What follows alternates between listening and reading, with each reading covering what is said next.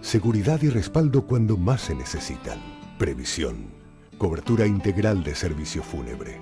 Hay una sola previsión. Afíliese por el 0800 81 60 y súmese a la mayoría. Pensá en tu economía, pensá en el medio ambiente. Tenemos reciclados de cartuchos compatibles y originales. Reparación de impresoras, equipos PC y notebook. ¿Dónde? En Refil Uruguay, Avenida Italia 3058, Casi Maipú. Búscanos en todas las redes sociales o en WhatsApp 092-660-530. Refil Uruguay. Somos servicio de calidad. Somos una empresa con responsabilidad. Somos Limpor. Trabajamos con seriedad. La limpieza tiene nombre. Es Limpor. La limpieza tiene nombre. Somos servicio integral. Limport, todo tipo de limpieza, vidrio, jardines, residuos y demás. En Limport Somos servicio integral. Con Vida tienes la mejor compañía, aquí y en cualquier punto del país. Porque Vida, tu servicio de compañía, te asegura su cobertura en el lugar que la necesites, incluido Montevideo. Vida, a tu lado, en todas partes. Radio Nacional, 11:30 AM. Primeros en escucharte. Radionacional.com.uy. Formando una ciudadanía libre y democrática. Libertas. www.libertas.uy. Presenta En Dónde Estamos. Un periodístico libre y democrático. De lunes a viernes, a partir de las 10 a.m.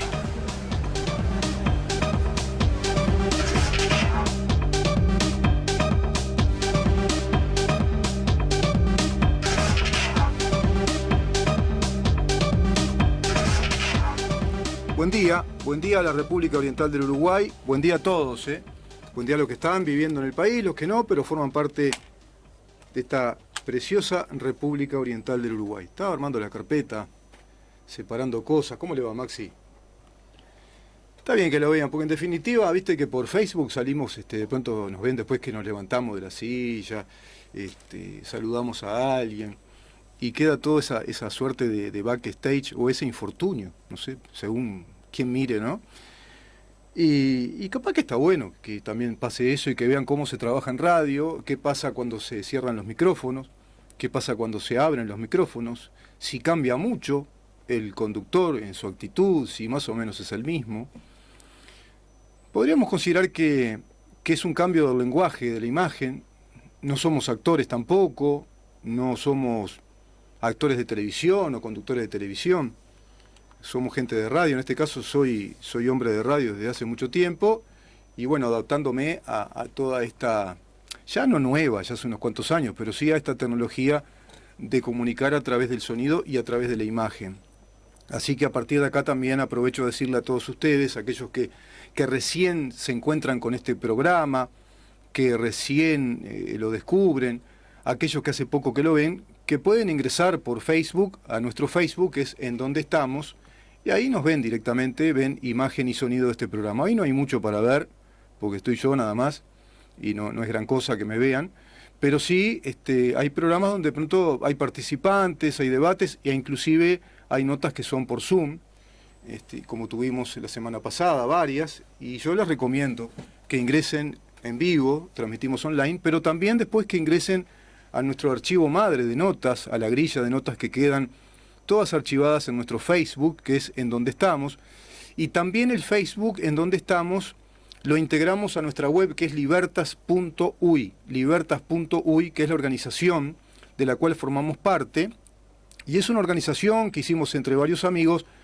con el cometido y con la vocación de difundir, de comunicar, pero también de investigar, de ponernos a estudiar qué significa realmente la dimensión de la república, la democracia, la libertad para una sociedad, qué naturaleza tiene la democracia, la libertad, el régimen del derecho, el Estado de Derecho, y qué significación tiene para todos nosotros que podamos preservar ese modelo occidental de vida que se dio a Occidente ya hace más de 2 siglos, y que con sus altibajos, por supuesto, y con sus enemigos, Y el enemigo fundamental que ha tenido en el seno de Occidente, el propio proyecto democrático liberal, ha sido el comunismo.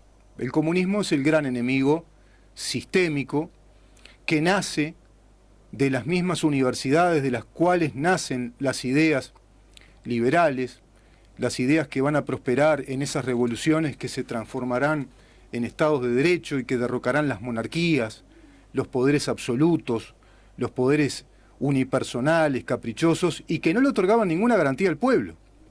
Y de eso se trata una democracia, de que el pueblo se sienta acobijado, que se sienta protegido y que se sienta con la imperiosa obligación de defender sus libertades, no solo con el derecho, sino con la imperiosa obligación de defender sus libertades. Así lo establece la Declaratoria de Filadelfia de 1776, considerada el documento madre o ejemplar o la matriz de los lineamientos, inclusive filosóficos, de una democracia republicana y liberal. Así lo consigna la Carta Magna inglesa, inclusive, la de 1615. Así lo consigna también la Declaratoria Universal de los Derechos del Hombre y del Ciudadano, que es la piedra fundacional de la Revolución Francesa. Y así lo consigna también nuestra Constitución de la República, ya desde 1830, pero que va a mejorar muchísimo cuando se consagra como una Constitución ampliamente democrática, republicana y liberal. Y la que tenemos actualmente vigente es absolutamente eso. Es una Constitución que establece a un país republicano, democrático y liberal en cuanto a la teoría política. Liberal quiere decir, en la teoría política, que nos permite, que nos da un régimen de libertades. Un régimen de libertades en todo el sentido de la palabra libertades. Un régimen de libertades en todas las actividades humanas. Ese es el gran proyecto occidental. Concebir al individuo como el eje motor, constructor de realidad. Así lo explicaba Kant. El configurador único de la realidad es el individuo, pero en esa sumatoria que no es mecánica, sino que es una suma de combinaciones con otros individuos, comprendiendo ese norte, el bien común de la libertad individual, empezamos a tener sentido de pertenencia, identidad, y empezamos a querer, a apasionarnos, a amar ese régimen de libertades que a todos nos cobija por igual. ¿Por qué comienzo de esta manera? Porque bajo este mundo en pandemia, bajo un Uruguay complicado, con casos cada vez más altos de contagios que nos están indicando la circulación de este enemigo silencioso, invisible, microscópico, es evidente que hay muchas voces y muchas voces que ven parcialmente el tema, pero logro ver a partir de esa especie de olla de grillos o de ese mare magnum de opiniones, dos grandes corrientes que nos indican que el país sigue dividido y está dividido. Está por un lado la población que va tomando en cuenta los consejos, las sugerencias que está haciendo este gobierno en materia de sanidad, en materia de salud pública.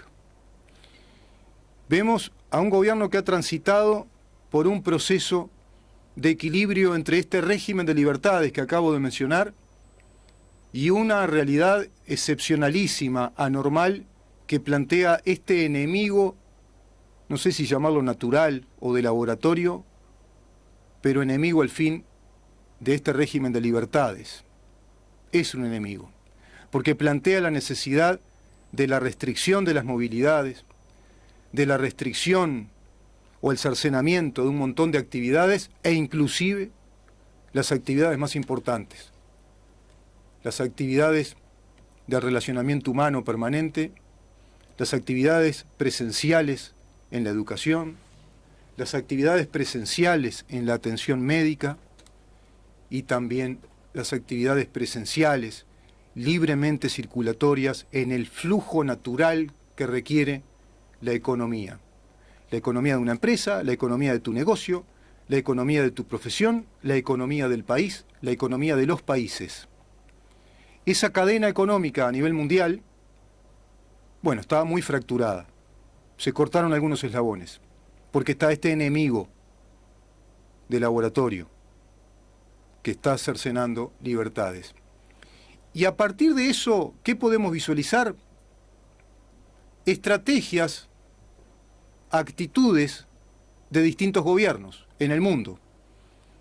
Va a llegar un tiempo en el que va a ser necesario hacer un gran repaso periodístico de esta historia reciente, de cómo se ha comportado la comunidad internacional ante este flagelo, ante este, por lo menos para Occidente, inesperado flagelo que vino a interrumpir, que vino a hackear el modelo de vida occidental habituado a la libertad de tránsito, a la libertad de reunión, de asociación, a la libertad de expresiones y a la libertad económica, a la libertad de fluir, de transitar, de hacer negocios, de verse cara a cara una persona con otra en un determinado proceso de negocios. Bueno, todo eso está cortado, hoy es por Zoom, es a través de una llamada telefónica, es a través del WhatsApp, y sin embargo los uruguayos seguimos gozando, en gran medida, muy atenuada esa restrictividad, seguimos gozando de un régimen de libertades importantes. Yo puedo venir a la radio, los ómnibus funcionan, el transporte colectivo, la gente anda por las calles, y a partir de ahí uno tiene que evaluar que el gobierno generó esa posibilidad y que no apagó los motores de la economía. ¿Ustedes se imaginan qué hubiera pasado si este gobierno le hubiera hecho caso a las voces del PIT-CNT, del sindicato médico, de aquel Tabaré Vázquez, cuando planteaban la cuarentena obligatoria, una especie de estado de excepción que acá no existe, aplicar medidas prontas de seguridad sería cuarentenar? Y si salías, bueno, ¿cuál era la sanción después? Porque eso hay que legislarlo, en esa legislación se establecerían las sanciones, pero más allá de eso, se cortaría toda esta actividad económica que aún subsiste en el país.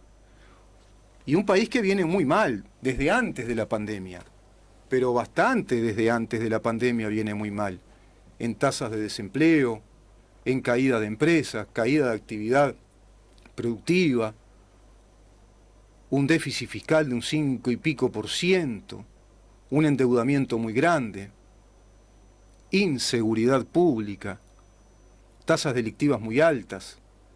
Así nos agarra la pandemia, con todo ese panorama, con ese contexto país, con carencias infraestructurales, con una indefinida política portuaria, vamos a hablar en un rato con el doctor Enzo Lapeire, que le hace también a la vida económica, y vaya que le hace, porque es la salida y la entrada de mercaderías, de tecnología, de bienes, es la economía de servicios, de transporte, de carga, de descarga, de estivas.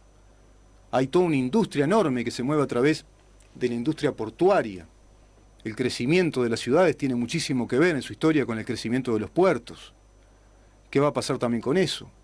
Y todo eso queda ahí, queda prácticamente en la espiral del silencio, porque hay un montón de voces que fanáticamente, que de modo militante, para nada responsable del punto de vista republicano, democrático, institucional, salieron a las calles a protestar, como aquella marcha del 8 de marzo con casi 40.000 personas.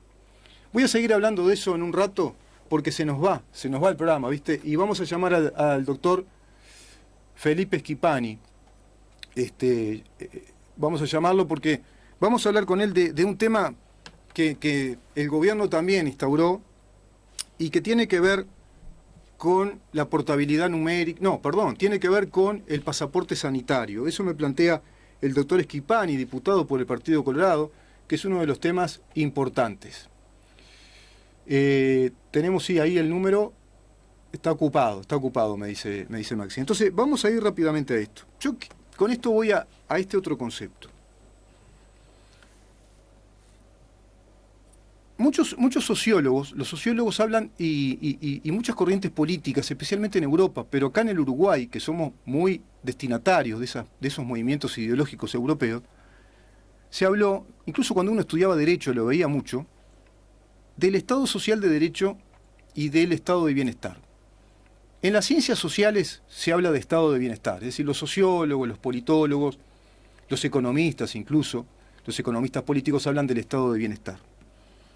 El Estado de Bienestar que fue creado por un inglés, que fue creado por William Temple, el concepto fue acuñado en el año 1941, en periodos de guerra, economías de guerra, y plantea el welfare state, un estado de bienestar. ¿Qué significaba esto? Que Europa caía en la cuenta que el Estado se tenía que hacer cargo de un montón de actividades de las cuales no se estaba haciendo cargo.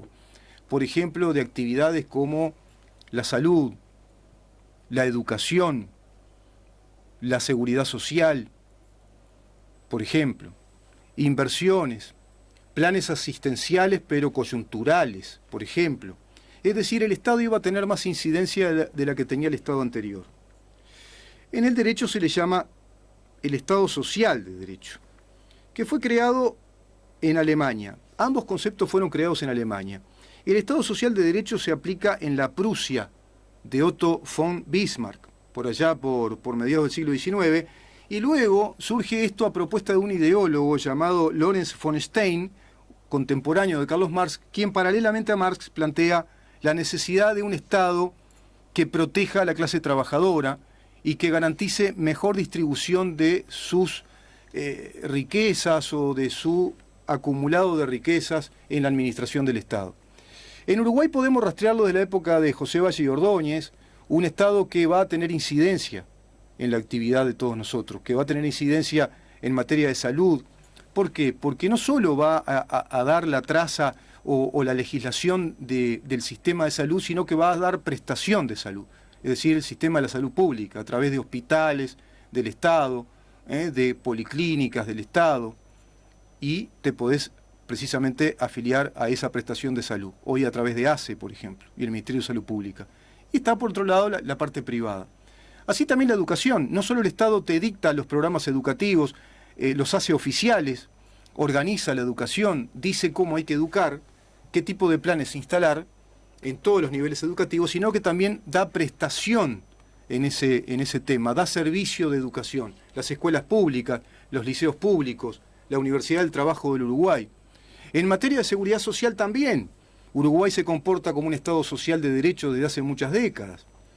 En esa vocación, en esa legislación de Estado a través de las prestaciones sociales, Uruguay también tiene su banco de previsión social y tiene un sistema de aportes que es solidario, por ejemplo. El Estado uruguayo también incide en la actividad económica, también incide en la actividad económica a través de las empresas públicas del Estado con fines comerciales, como el caso de ANCAP, el caso de UTE, el caso de OCE. Es decir, el Estado incluso nos garantizaba, esto lo digo en términos del pasado, nos garantizaba, porque ya no garantiza, que el suministro de energía vital para vivir y para que funcione nuestra sociedad y para que cada uno de nosotros podamos vivir con calidad de vida, que es la luz, el agua, el combustible, iba a ser en un muy justo precio al alcance de todos los uruguayos según el costo de vida, el nivel de vida y el nivel salarial. Bueno, hoy por hoy eso todos sabemos que es una rotunda mentira. Es un país carísimo, pero con ANCAP fundida, con ANCAP que se fundió, que la estamos todos los uruguayos reestructurando, le dicen, reflotando, con UTE, que se tiene que hacer cargo de parte de la deuda y tiene tarifas altísimas de luz, así lo mismo Antel, y así lo mismo todas las prestaciones que el Estado nos da, que son en gran medida deficientes, porque las personas que tienen cierto dinero para poder pagar la salud van a la salud privada, los que tienen cierto dinero para pagar la educación de sus hijos prefieren que vayan a la actividad privada, a la educación privada y no a la pública. Por lo tanto, lo del estado de bienestar queda muy en la tinta ahí, en la letra casi muerta. Hoy está de moda decir papel mojado. Pero yo les voy a hacer esta pregunta. Hoy, sin darse cuenta, la gente, todos los uruguayos, los que reclaman con buena voluntad que reclaman mejores cosas todavía en cuanto al tratamiento de la pandemia, y aquellos que fustigan ideológicamente, de algún modo todos están reclamando el estado de bienestar. Porque en estos momentos es muy necesario que el estado de bienestar esté bien. Pero ¿cómo funciona el estado de bienestar? ¿Qué tiene que pasar, les pregunto, para que el estado de bienestar se pueda cumplir como tal? Que es el estado que te va a dar mayor calidad de vida, es el estado que te va a cobijar a vos, a tu familia, es un estado que te va a proteger en tus derechos, tus libertades, pero te va a permitir especialmente calidad de vida, te va a dar estabilidad económica y te va a dar muy buenos servicios. Países escandinavos, por ejemplo. El salario básico, 1.600, 1.800 dólares, con un costo de vida similar al nuestro, pero con una prestación de servicios infinitamente superior. En materia de salud, en materia de educación, en materia de vialidad, de tránsito, iluminación, alcantarillado, limpieza, el estado de bienestar. Pero ¿qué tiene que pasar? Que ese estado tiene que ser solvente, tiene que ser económicamente sólido, sustentable. Y Uruguay no lo es. Uruguay no lo es. No puede ser un estado de bienestar porque cuando asume este gobierno el 1 de marzo y al 13 de marzo se entera de este flagelo terrible, tenía un estado con un déficit fiscal que empieza a estar en el borderline de los déficits que pueden ocasionar una especie de default, una eclosión económica en un 5,1%, porque eso lo atás a la tasa de desempleo altísima del 10% y que seguía en progresión de desempleo porque no hay reactivación económica. No va mágicamente el empleo a bajar si vos no ves un proceso de inversión y de que abren empresas nacionales, inversión extranjera. No, era un proceso del año 2014, recuerdo bien, de cierre de empresas, ¿se acuerdan? Que Parmalat, que las empresas de montaje de automóviles, que Claldi cerraba prácticamente la mitad de sus plantas, que Fripur, ¿cuántas, no? Hasta la papelera, la única que tenía una fábrica de papel, Fanapel, se había fundido tantas empresas, ANCAP, Pluna, y todo iba en ese proceso. Entonces de estado de bienestar ni hablamos. Hablamos de un estado endeudado, que pedía deuda sobre todo para financiar los gastos corrientes de la administración central, es decir, de los privilegiados empleados públicos que tienen estabilidad laboral y que no se sabe si condice ese aumento de empleados públicos al nivel de productividad, como nos explica el economista Caumón. Entonces ya nos alejamos muchísimo de las pautas necesarias para que funcione un estado de bienestar o un estado social de derecho. Y sin embargo, quienes destrozaron ese estado social de derecho fueron los propios socialistas. La propia izquierda del Frente Amplio durante 15 años nos destrozó toda la infraestructura posible, los recursos económicos que pudieran viabilizar en un pequeño país ese gran proyecto de un estado de bienestar. Lo destrozaron. Lo hicieron un estado corporativista al servicio de grandes corporaciones, mega corporaciones internacionales, financieras, que hasta inclusive no quisieron imponer la inclusión financiera obligatoria, que gracias al diseño jurídico de la ley de urgente consideración, eso también se sacó. Podés optar si querés integrarte al sistema financiero de los bancos o querés seguir manejando tu dinero a tu saber y entender y a tu antojo con la total libertad que te asiste en un régimen democrático, por ejemplo. Pero les voy a ir a otra pauta. Si yo les dijera, che, estamos muy bien en seguridad pública, ¿no? Que parece que ahora ahí el observatorio va dando que hay indicios de que ha mejorado, pero no estamos bien. Pero imagínate que estuviéramos muy bien. Eso sería un país con calidad de vida, ¿verdad? Un país donde el copamiento, la rapiña, ese delito diseminado, pululante, tan virósico como este virus, no estuviera, que no estuviera en la mente de todos nosotros la necesidad de poner sistemas de seguridad y poner rejas y bueno, y todo lo que ha pasado, las consecuencias terribles, dañinas de esta inseguridad, gente que ha muerto lamentablemente, familias destrozadas por estos temas. Si eso no estuviera, todos diríamos, che, qué calidad, ¿no?, de vida ya habría. Y a su vez habría una mejoría económica, porque esto daría mucho más confiabilidad, más estabilidad social. La economía siempre necesita credibilidad, estabilidad y confianza para que se pueda invertir, para que los capitales se arriesguen, para que haya estímulo. Imagínate que la justicia fuera realmente muy buena, de una calidad técnica impecable, que no tuviera estos sesgos ideológicos. Dices, che, qué buena calidad, qué buena calidad de vida, qué buen estado. Imagínate que el nivel de leyes fuera un nivel de legislatura, a través del Poder Legislativo, también de altísima calidad legal, con parlamentarios que tuvieran una altísima instrucción parlamentaria, democrática, política, jurídica, técnica, y que debatieran temas realmente importantes para ir mejorando el país en detalles, no en las cosas que están en la tapa del libro, como ahora, que estamos en esa etapa. Estamos resolviendo cosas que están en la tapa del libro para que un país funcione.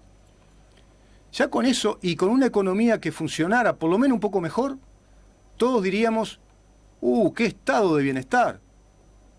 No, vos sabés que no. Ese es el estado anterior, el que se dice que es el estado más primitivo, es el estado liberal de derecho, el estado que solo se circunscribe a los cometidos básicos, que es legislar a través del Poder Legislativo, administrar justicia a través del Poder Judicial, administrar el Estado, darle políticas públicas, organizarlo en sus políticas públicas, en su estructura, Poder Ejecutivo, y que funcionara todo eso. Eso simplemente sería el Estado anterior, que esta gente consideró que era muy primitivo, que el Estado tenía que hacerse cargo de más cosas, que tenía que hacerse cargo de la salud, de la educación, que tenía que hacerse cargo también de la seguridad social. Bueno, no está pasando ni el Estado anterior, ni el Estado anterior está ocurriendo bien en el país. Yo quiero decir todo esto para que todo esto quede claro, porque estamos en este contexto histórico del Uruguay, y ni que hablar que este contexto histórico es deplorable, es muy, muy deteriorado en Sudamérica y América Latina.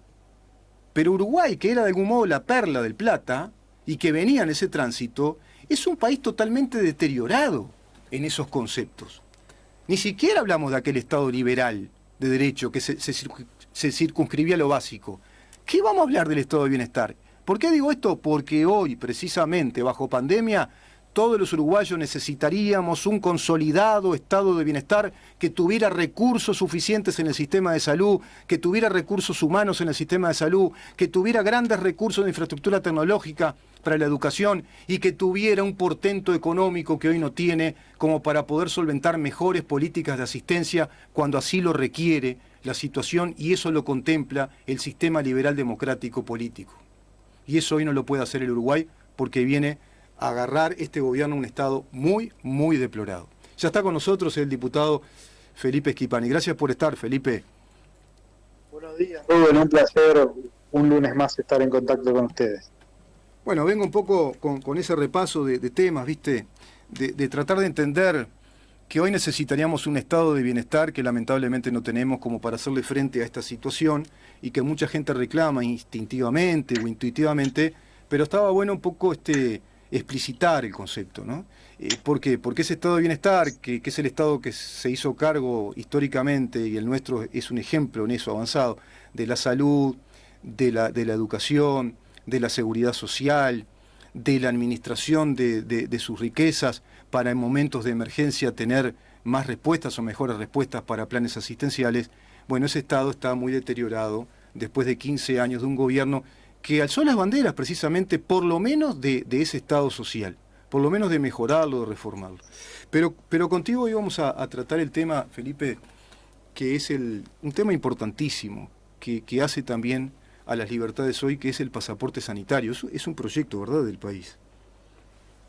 Exacto, es un proyecto que presentamos la semana pasada, que hace un tiempo veníamos trabajando, fundamentalmente a partir de lo que está pasando en el mundo. No es ninguna novedad original nuestra, ¿no? El mundo va en esa dirección, ¿no? Lo ha implementado Israel, que es el país que más ha avanzado en la vacunación y que hoy está cerrando los CTI, la gente ya está volviendo a la plena normalidad, y este pasaporte verde, como se lo conoce en Israel, es un instrumento para la reapertura de muchas actividades económicas que a partir de la situación de pandemia se vieron enormemente afectadas. Lo está discutiendo el Reino Unido, también con otro sentido, ¿no? el de exigir la vacunación para el ingreso a los estados. Dinamarca lo acaba de aprobar, lo está discutiendo Australia, se implementó un pasaporte COVID en Nueva York. O sea, es una cuestión que se está debatiendo en el mundo entero, partiendo de la idea de que la libertad, y esto me parece importante aclararlo, porque esta es la inspiración filosófica, ¿no?, de la idea. La libertad, Rubén, no es un concepto absoluto, ¿no? Claro. Yo, para proponer estas cosas, leía mucho a los pensadores liberales, a Adam Smith, John Stuart Mill. Exacto. Y Mill, que es el padre de la escuela liberal británica, decía algo muy interesante. La libertad se puede ejercer de modo irrestricto, hasta tanto en el ejercicio de esa libertad no estemos afectando derechos de otros, ¿no? Cuando estemos afectando derechos de otros, allí hay un interés general de la sociedad para la limitación de ese derecho. Exacto. Y eso es lo que está pasando para mí con esta situación. El Uruguay definió que la vacuna es voluntaria. Es un debate ya laudado. Si tú me preguntás mi opinión personal, yo creo que hubiera sido perfectamente pertinente que la vacuna sea obligatoria, pero es un debate laudado, no tiene sentido volver por él. Sí, sí. En la definió que es voluntaria, eso supone que mucha gente, resuelva en el marco de esa libertad no vacunarse. Pero no vacunarse no solo supone un perjuicio para la salud de la persona que resuelve no hacerlo, sino también que supone un perjuicio para el resto de las personas, por dos razones básicamente. En primer lugar, quien no se vacuna no está contribuyendo como integrante de la sociedad a alcanzar la tan deseada inmunidad de rebaño, ¿no?, que supone que el orden del 60-70% de la población se vacuna para cortar la circulación comunitaria del virus. O sea, no está como miembro de una sociedad contribuyendo a ese objetivo, que es un objetivo que se alcanza con el aporte y la colaboración de cada uno. Pero en segundo término, el que no se vacuna tiene muchas más probabilidades que el que se vacuna de contagiar a otras personas. De modo que vacunarse, yo creo que es un acto de responsabilidad social, y no vacunarse no es un acto de responsabilidad o de libertad individual, ¿no? Mucha gente lo ha interpretado así. Yo creo que no es así, porque es una decisión que no solo afecta a la persona que resuelve no hacerlo, ¿no? Claro, claro. Y a eso también refería Smith, ¿no? En todo aquello en donde no se afecte a terceras personas, la libertad es irrestricta. Ahora, cuando se empiezan a afectar los intereses de otros, hay motivos, razones para establecer limitaciones a esa libertad. Por supuesto. Y ocurre con la vacunación. Por eso nosotros lo que planteamos y lo que buscamos con este proyecto de ley es justamente establecer algún tipo de protección a aquellas personas que responsablemente han resuelto vacunarse. Porque entendemos que tienen todo el derecho a participar de espacios públicos o privados o espectáculos públicos medianamente seguros para la salud. Sí, ¿no? sí.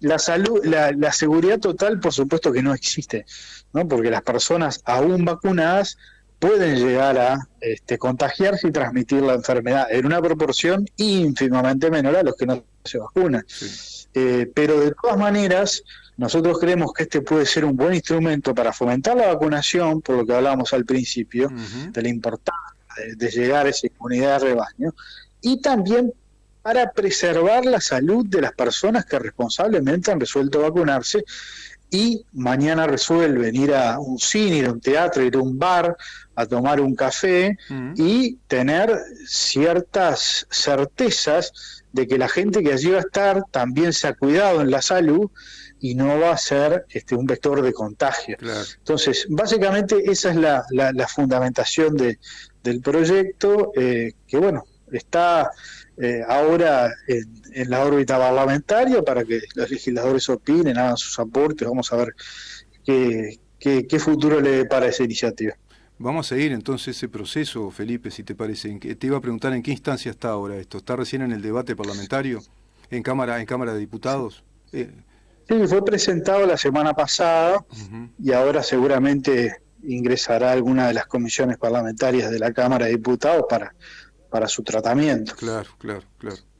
Sí, además esto se viene en el mundo, ¿no? Se va a instalar este tema y creo yo también que es totalmente lógico, es de orden porque en esta nueva realidad que estamos viviendo bajo este virus, esta pandemia, una vez que las vacunas surtan el efecto que se espera y esa inmunidad rebaño que tú decís, bueno, va a ser importantísimo que exista una especie de certificación de todo esto y a nivel comunitario, mundial, para que las actividades comiencen a funcionar otra vez, como tú decías, desde ir al cine, al teatro, desde pronto agentes de negocio que tienen que establecer presencialmente algún negocio que incluso va a beneficiar a un núcleo de la sociedad, a países, tengan eso que es incalculable en su valor, es un intangible, que es la sensación de seguridad y tranquilidad de que no va a pasar nada. Totalmente.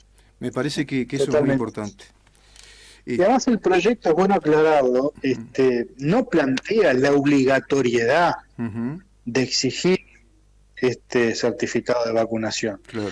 Es una potestad que se le da a los organizadores de eventos y a los responsables de los espacios privados de uso público. Y además la situación de aquellas personas que por prescripción médica no se han podido vacunar, los alérgicos, por ejemplo, o aquellas personas que no han podido acceder a la vacuna por cuestiones ajenas a su voluntad, por ejemplo, porque no han conseguido agenda. Sí. Muchos me dirán, bueno, pero de esa manera también estás permitiendo el ingreso de personas no vacunadas. Es cierto, pero aquí el concepto es la reducción de los riesgos al máximo posible. Sí. Yo si en un local permito el ingreso de 100 personas y de repente hay 4, 5, 6 que no se vacunaron, va a seguir siendo un lugar mucho más seguro que si permite el ingreso de cualquier persona que se haya o no vacunado. Claro. Entonces, es un poco el concepto, ateniéndonos también a la realidad, pues no vamos a discriminar a nadie por tener una enfermedad que le imposibilita vacunarse o por no haberse agendado y no haber accedido aún a la vacuna. Claro. Sí, está perfecto eso. Y por otro lado también se va a dar una mecánica internacional, porque parece que se viene lo de la exigencia a través del pasaporte sanitario, ¿no?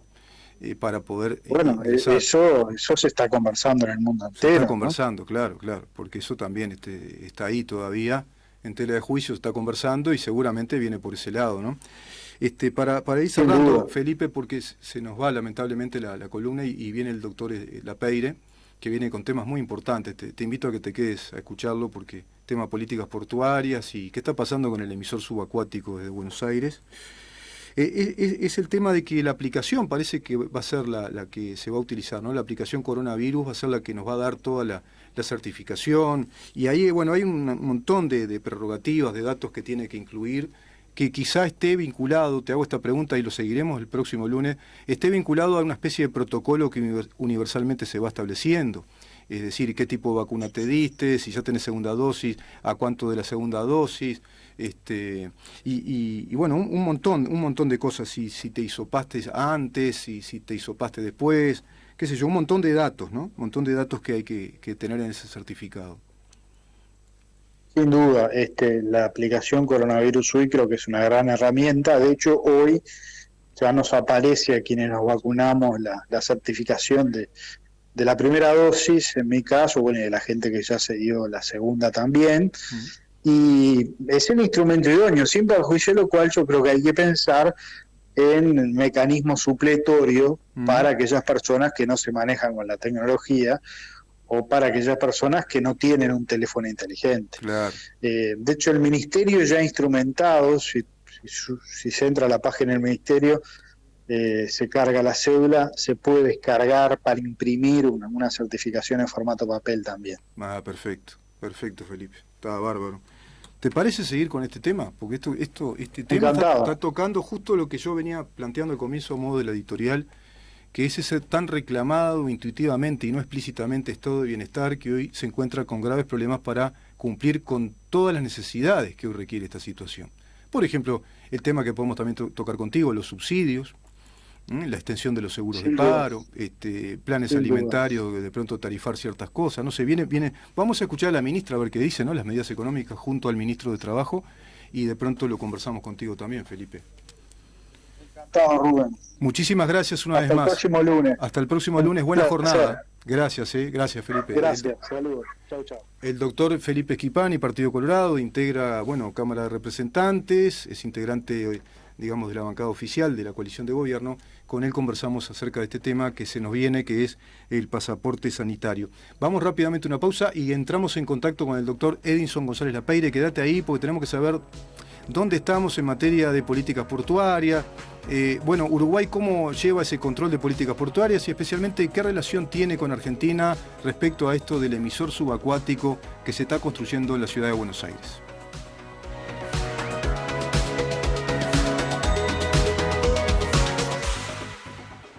¿En dónde estamos? Es una producción de Organización Libertas. www.libertas.uy. Una puesta al aire de CX30, Radio Nacional. Periodismo independiente, libre y democrático. De lunes a viernes, a partir de las 10 a.m. Guión y conducción de Rubén Moyano. Hay cosas que ya sabíamos de antes, como que lavarte las manos más y mejor